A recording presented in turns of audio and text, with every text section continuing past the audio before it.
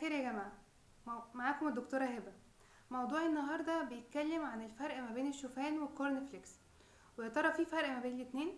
خلينا في الاول نقول الشوفان احنا واخدينه مثال على الحبوب الكاملة، زيه زي الفريك، زيه زي الفشار، زي البليلة. كل دي حبوب كاملة مفيدة جدا بالجسم.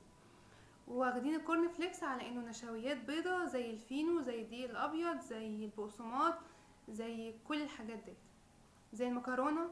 كل دي تعتبر نشويات بيضة، دقيق ابيض يعني. طب انا اكل انهي، شوفان ولا كورن فليكس؟ ليه دكاترة التغذية دايما بينصحوني بالشوفان؟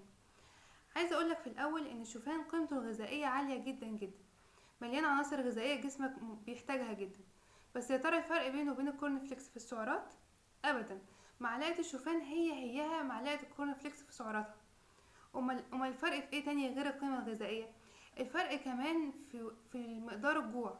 انت بعد ما بتاخد الشوفان ما بتجوعش على طول، عكس الكورن فليكس. جرب تاكل طبق كورن فليكس هتلاقي نفسك جوعت بعد نص ساعة، وهتلاقي نفسك راحت لحاجات برضو ليها علاقة بالنشويات البيضاء. ايه اللي بيحصل؟ سكر الدم بيعلى فجأة، الانسولين بيطلع بكميات كبيرة يدخل كل السكر للخلايا، فسكر الدم يقل فجأة.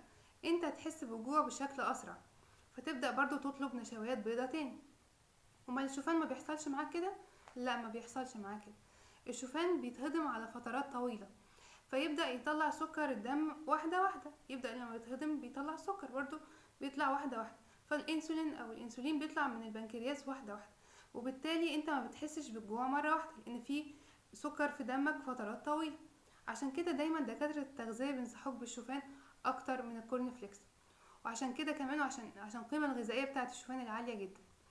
يا رب اكون فدتكم. استنوني ان شاء الله في الفيديو اللي جاي.